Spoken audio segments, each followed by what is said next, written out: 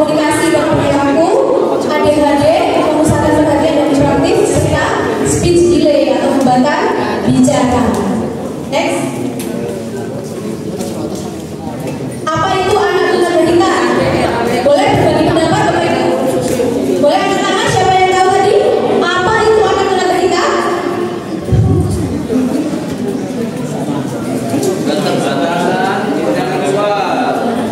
Ayo Bu, angkat tangannya, angkat tangan Bu. Saya kasih hadiah deh kalau mau angkat tangan. Ayo siapa yang mau jawab? Boleh, silakan Bu. Siapa Bu?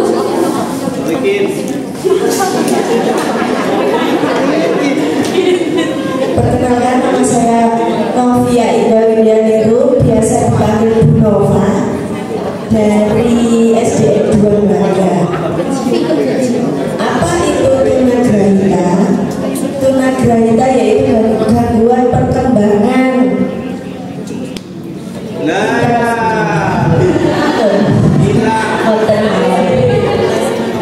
Bertak ya Bu ya, bertak ya Bu ya. Jujur itu penting loh Bu. Tunagrahita yaitu gangguan perkembangan yang ditandai dengan penurunan kemampuan intelektual atau kecerdasan. Tepuk tangan untuk Ibu dari SDN Belanda.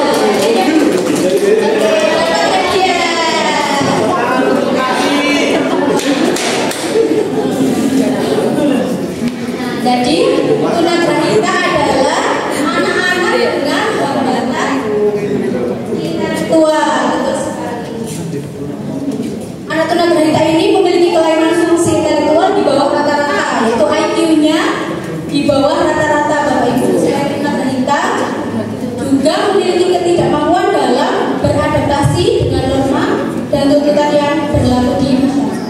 Nah ini dia ada representasi mental, wajahnya sudah terlihat ya Bu, bagaimana dengan anak-anak hambatan tunagrahita atau intelektual. Nah dari hambatan ini ada klasifikasinya. Klasifikasi anak tunagrahita ini bisa dilihat berdasarkan IQ-nya. Ada yang ringan, sedang, dan juga berat. Begitupun juga dengan anak autis dan anak yang lain juga memiliki klasifikasi yang spesifik seperti yang ada di slide. Dengan IQ 50 sampai 70 itu dikategorikan tunagrahita ringan. Kemudian yang IQ 30 sampai 50 dikategorikan sedang. Kemudian ada yang sangat berat, IQ kurang dari 30. Next. Nah, ini adalah karakteristik dari anak-anak tunagrahita Bapak Ibu. Yang pertama, penampilan fisik tidak seimbang. Bisa kepalanya yang terlalu besar, ada yang kepalanya terlalu kecil, wajahnya mengoloid, seribu wajah. Nah, ini bisa diasosiasikan tunagrahita. Kemudian tidak dapat mengurus diri. Nah, seusia sesuai usianya. Seperti yang kita ketahui, banyak sekali anak-anak yang tidak bisa mandi sendiri, gosok gigi sendiri. Kemudian kalau usia yang besar mungkin membantu orang tua, nah itu sangat sulit ya untuk anak tunagrahita. Ada lagi perkembangan bahasa atau berbicara yang lambat. Cepat ya Bu ya? Oke, bisa dibaca Ibu? Nah ini sama kayak yang dijelaskan sama Bu Petra dan juga Bu Nova. Karakteristiknya sangat sama, hampir sama. Seperti yang bisa jelas ya Bu ya? Oke, terima kasih. Lanjut. Nah, apa itu speech delay? Ada yang tahu Bapak Ibu? Nah, angkat tangan dulu.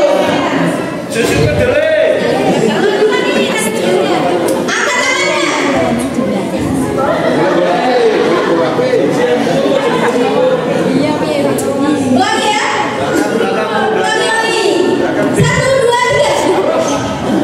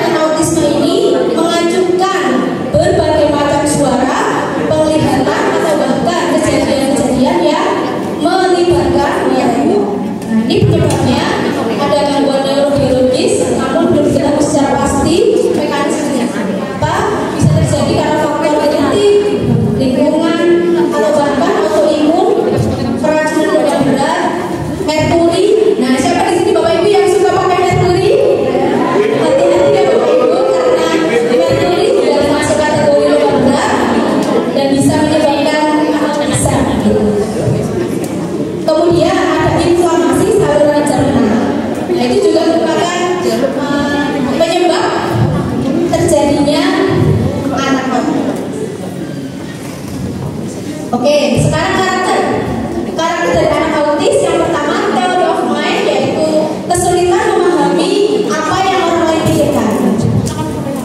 Jadi anak autis itu kesulitan dalam memahami suatu perkataan ataupun perbedaan dan fungsinya seperti apa. Nah, itu sangat sulit sekali. Kemudian central coherence, yaitu pemusatan perhatian. Nah, ketika anak autis lebih terpusat pada satu benda, maka dia tidak mau diganggu untuk melakukan aktivitas yang lain. Contoh, ketika anak autis menyukai sebuah benda, bola misalnya. Ketika bola kita rebut, apa yang terjadi?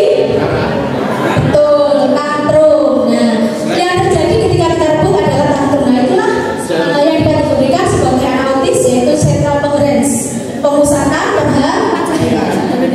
Kemudian ada executive function, fungsi eksekutif, yaitu memprioritaskan anak autis untuk belajar dan memberlakukan reward atau punishment. Tadi ada ibu yang curhat, katanya kalau anaknya dikasih jajan baru mau belajar. Betul Bu? Siapa tadi? Nah, betul. Nah, itulah yang termasuk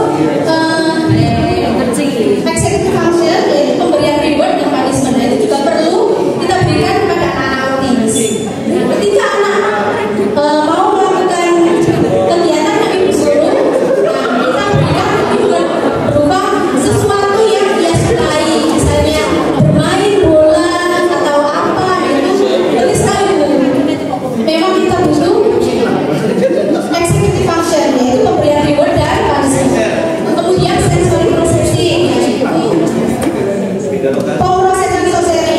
Ada anak yang terlalu dalam sensori itu terlalu agresif, terlalu responsif. Nah, ketika mendengar suara bising, dia akan tantrum. Nah, itu termasuk dalam sensory processing. Ada yang terlalu responsif, ada yang kurang. Bahkan kita panggil pun ada yang nggak mau ngerespon, ada yang diam. Nah, itu termasuk dalam kategori sensory processing. Nah, autism ini ada singkatannya Bapak Ibu, yaitu always unique, totally interesting, sometimes mysterious. Yaitu anak autis selalu unik, totalitas, menarik, dan juga kadang-kadang misterius. Next, Pak. Nah, ini adalah karakteristiknya. Tadi sudah banyak sekali dijelaskan ya Bu ya. Kita lanjut.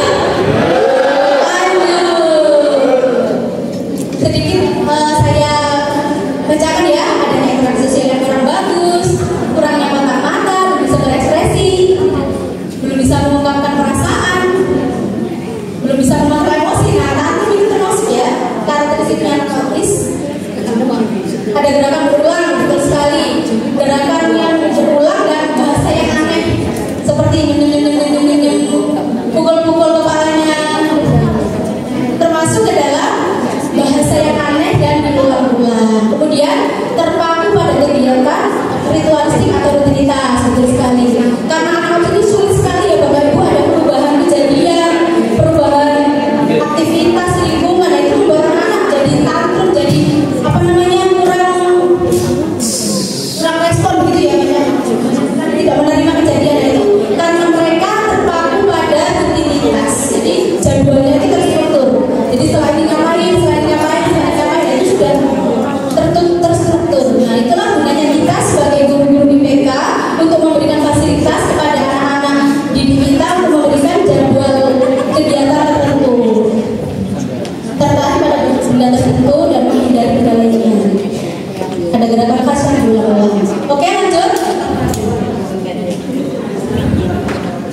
Nah, ini adalah tanda-tanda dari Oke, bisa baca sendiri ya. banyak sekali ya tanda-tandanya. Langsung saja untuk videonya ya Bapak Ibu ya.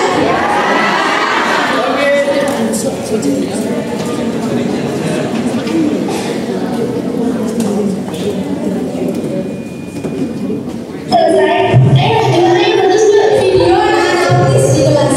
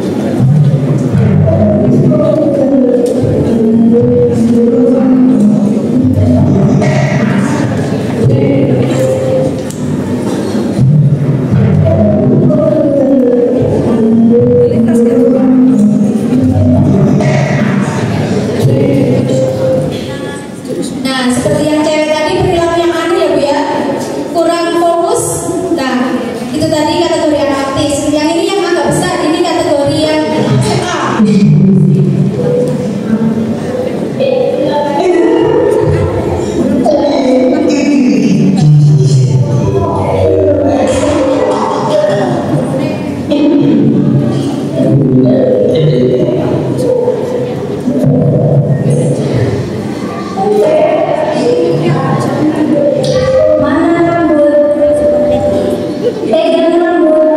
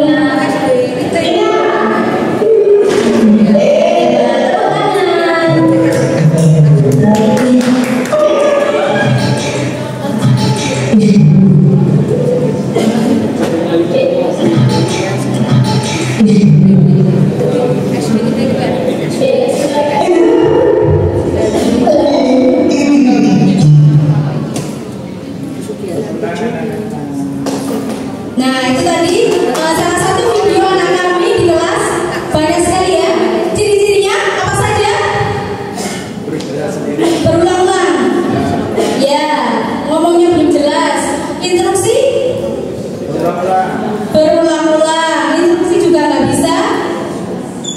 Banyak kalimat, banyak kata. Anak itu sebenarnya kesulitan memahami kata dan kalimat Bapak Ibu. Jadi kita sebagai guru dengan PDBK ini harus memahami nggak boleh lebih dari 3 kata. Jadi perintahnya itu hanya 1 atau 2 kata, 3 bisa, namun nggak semua anak bisa memahami instruksi tersebut. Next.